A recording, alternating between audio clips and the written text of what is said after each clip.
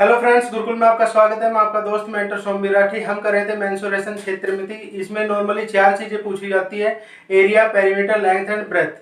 लेकिन एग्जामिनर इन 4 चीजों को 400 टाइप से घुमा फिरा के पूछता है और एग्जाम में क्वेश्चन देखते ही हमारे फ्यूज उड़ जाते हैं। तो हम चाहते हैं कि हम आपकी इतनी प्रैक्टिस करवाएं कि एग्जाम में सेकेंडों में आपके आंसर निकल के आए। तो बने रहिए लास्ट तक हमारे साथ, क्योंकि हर क्वेश्चन यूनिक और इम्पोर्टेंट है। और क्लास स्टार्ट करने से पहले मेरी आपसे रिक्वेस्ट है कि अगर आपको कंसेप्ट समझ आता है, कंसेप्ट अच्छा लगता है, तो वीडियो को लाइक और चैनल को सब्सक्राइब जरूर करें। तो स्टार्ट करते हैं आज की क्लास।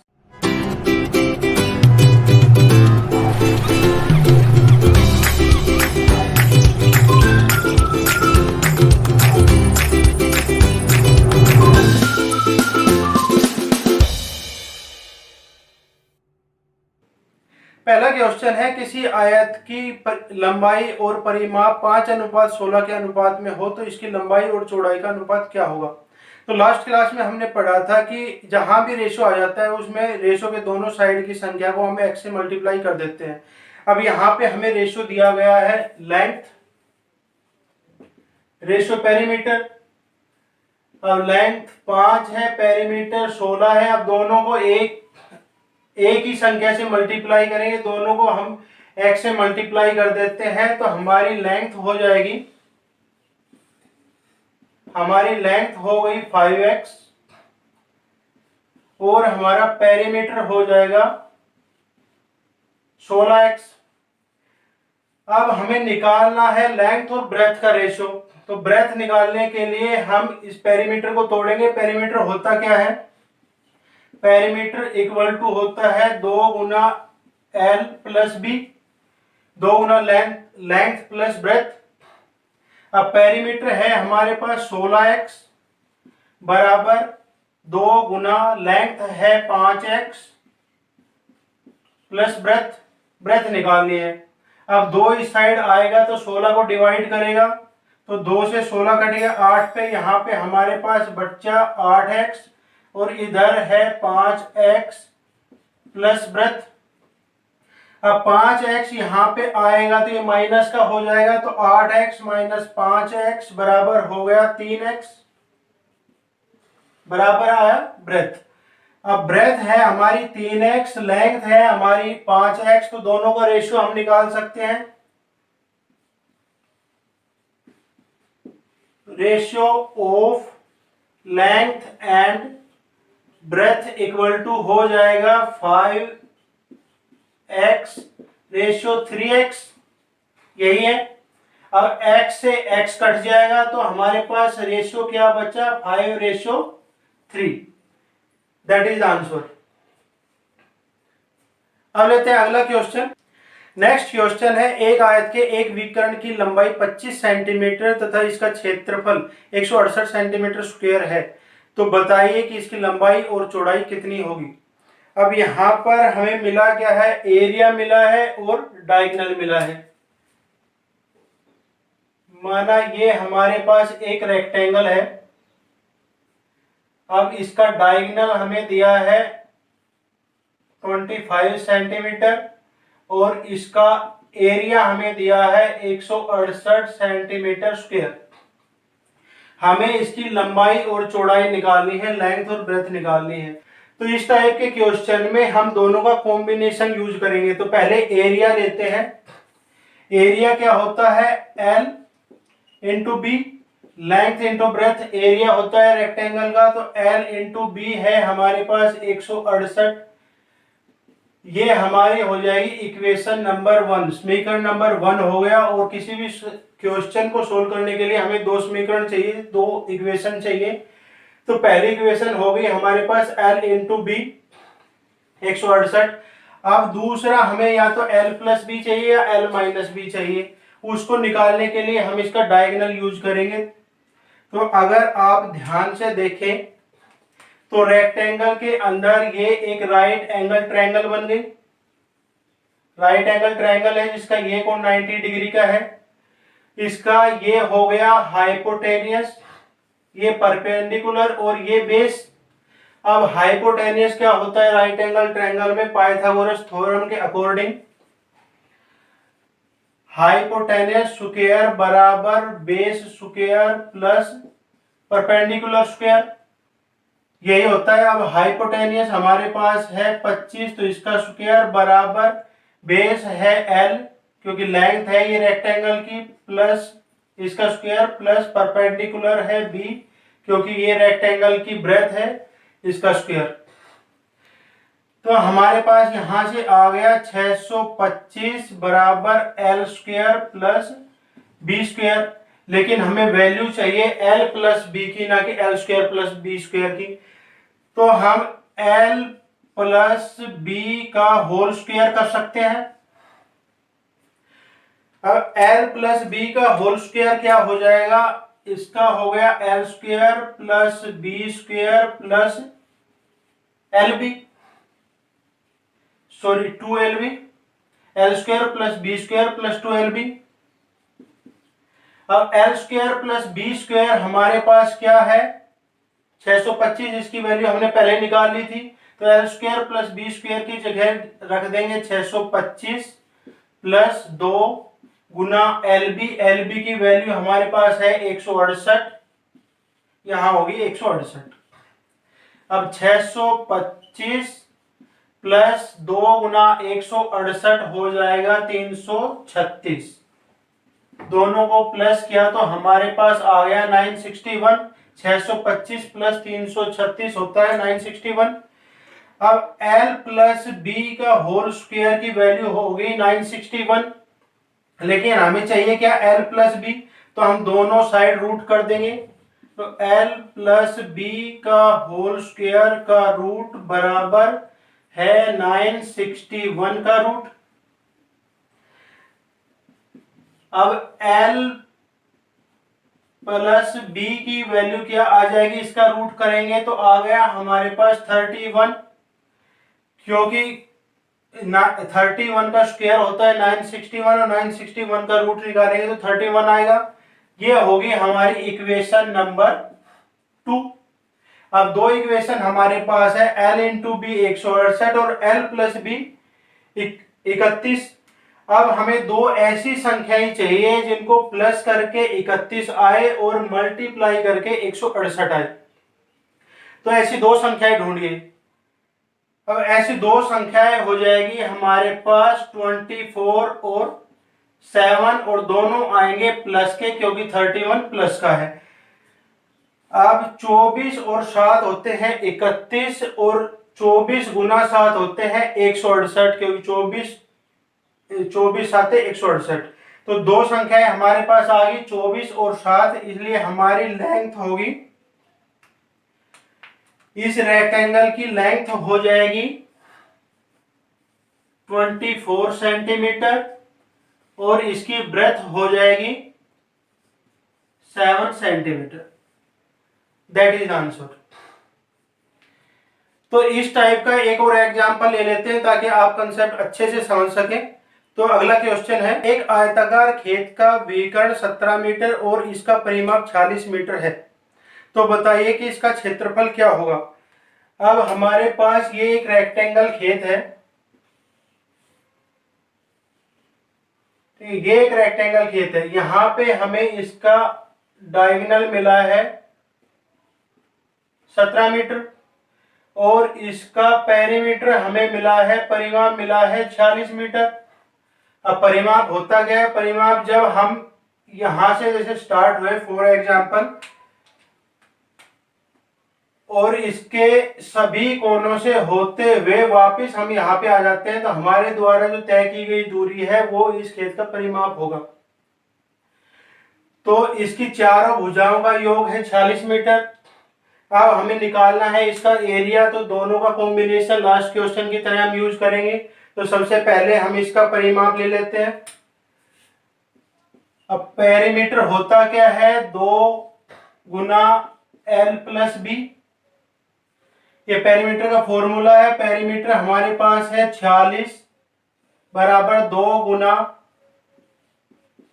L plus B. अब 2 से 46 कट जाएगा 23 पे, बराबर बचा एल प्लस बी। तो एल प्लस बी की वैल्यू आ गई 23, 23। अब ले लेते हैं इसका डायगोनल। डायगोनल लास्ट इक्वेशन में हमने किया था, क्या होता है L square plus B square बराबर 17 का स्क्वायर। तो L square plus B square बराबर हो गया 289, क्योंकि 17 का स्क्वायर होता है 289। अब एल प्लस बी का होल स्क्वायर कर लेते हैं जैसे पहले किया था, क्योंकि हमें L square plus B square की वैल्यू नहीं चाहिए, हमें वैल्यू चाहिए एल इंटू बी की, क्योंकि एरिया होता है L into B. L into B निकालने के लिए हम एल प्लस बी का होल स्क्वायर करेंगे। तो एल प्लस बी का होल स्क्वायर हो गया L square plus B square plus 2lb। अब एल प्लस बी की वैल्यू यहां पे हमारे पास है 23, तो L प्लस बी हो गया 23 और 23 का स्क्वायर है बराबर L square plus B square की वैल्यू है 289, राइट, प्लस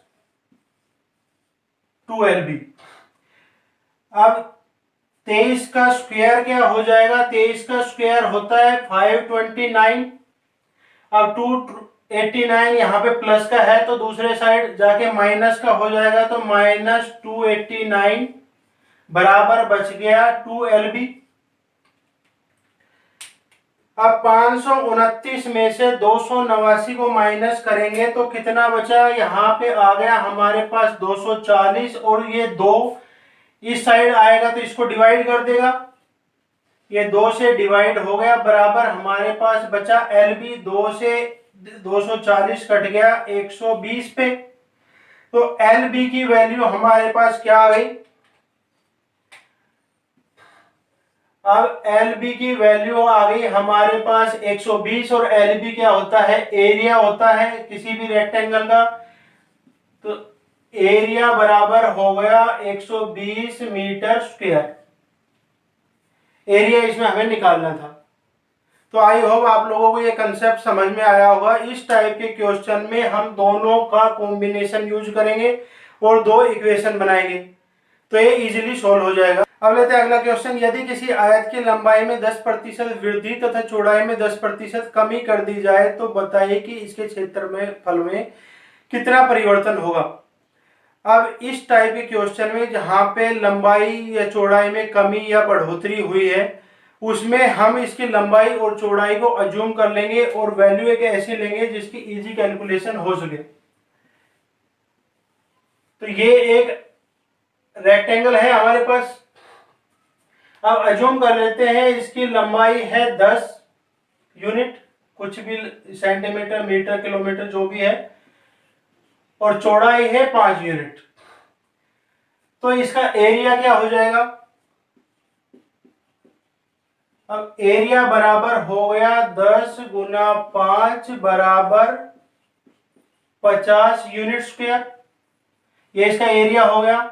अब वो बोलता है कि इसकी लंबाई में 10% की वृद्धि की जाए तो हमारे पास न्यू लेंथ कितनी हो जाएगी, न्यू लेंथ हमारे पास होगी 10 का 10% 1 होता है, तो 1 प्लस लंबाई थी 10 बराबर हमारे पास हो गया 11 यूनिट।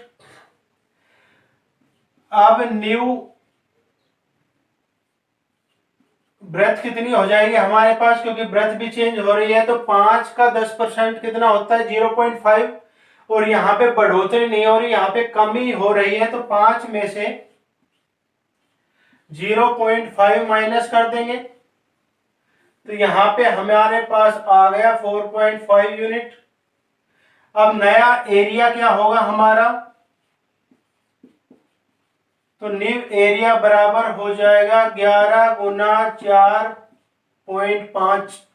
अब पॉइंट हटाने के लिए नीचे हम 10 कर सकते हैं, तो 5 से ये कट गया 2 पे, ये कट गया 9 पे, बराबर आ गया 99/2, 99 डिवाइडेड बाय 2 हमारे पास आ गया यूनिट स्क्वायर नया क्षेत्रफल। अब पुराना क्षेत्रफल हमारे पास था 50, नया है 99/2 यानी 49.5। दोनों का डिफरेंस हम निकाल लेंगे, difference of area equal to हो जाएगा 50 माइनस 99/2 बराबर हमारे पास आ गया 1/2, क्योंकि 50 दूनी 100, 100 में से 99 गया 1 और नीचे है 2, तो 1/2 यूनिट स्क्वायर हमारे पास डिफरेंस आ गया दोनों एरिया का। अब वो पूछता है कि इसमें कितना परिवर्तन होगा, कितने प्रतिशत का परिवर्तन होगा। तो 1/2 यूनिट स्क्वायर का परिवर्तन हुआ दोनों के क्षेत्रफल में, लेकिन प्रतिशत पूछा है तो प्रतिशत हम इसका निकाल देंगे। प्रतिशत निकालने के लिए 1/2 गुना 1/50 और गुना 100, तो गुना 1/50 क्यों किया, क्योंकि 1/2 डिवाइडेड बाय 50 था, 50 ऊपर लेके गए तो 1/50 हो गया गुना 100। 50 से 100 कट गया 2 पे और 2 से 2 कट गया 1 पे, तो हमारे पास आ गया 1%। अब 1% कमी हुई कि वृद्धि हुई? अब पहले का हमारा एरिया था 50, दूसरा हो गया 49.5, तो कमी हुई, तो 1% कमी, तो हमारा एरिया 1% कम हो जाएगा। अब इस कंसेप्ट को समझने के लिए भी एक और क्वेश्चन ले लेते हैं। नेक्स्ट क्वेश्चन है, एक आयत की लंबाई में 25% की वृद्धि की जाती है, इसकी चौड़ाई में कितने प्रतिशत की कमी की जाए कि इसके क्षेत्रफल में कोई परिवर्तन ना हो। अब मान लेते हैं ये हमारे पास एक रेक्टेंगल है, ये रेक्टेंगल है, इसकी लंबाई चौड़ाई अज्यूम कर लेते हैं, कुछ भी आप कोई भी डिजिट ले सकते हैं इसकी जगह पे जो आपको इजी लगे कैलकुलेशन के लिए। तो हमने इसकी लंबाई मान ली 100 है और इसकी चौड़ाई मान ली 50, तो इसका क्षेत्रफल क्या होगा,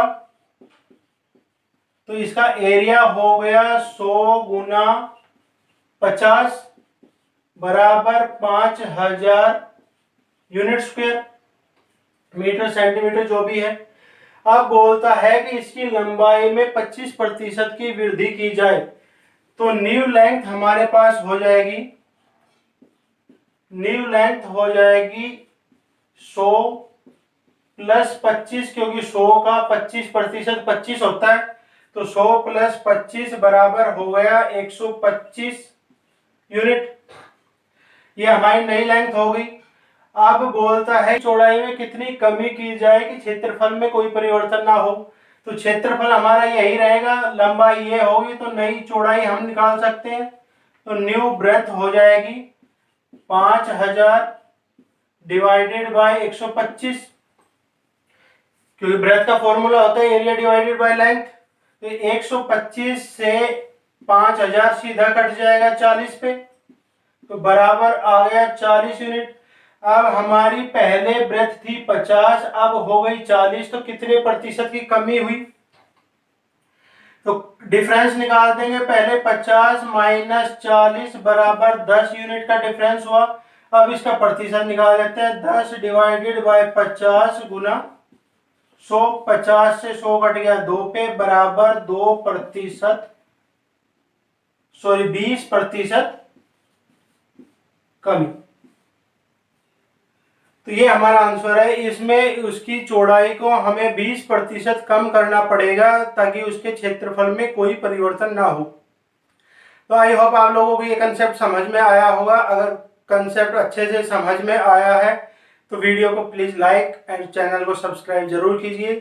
तो मिलते हैं अगली क्लास में, तब तक के लिए be safe, be happy, thank you so much.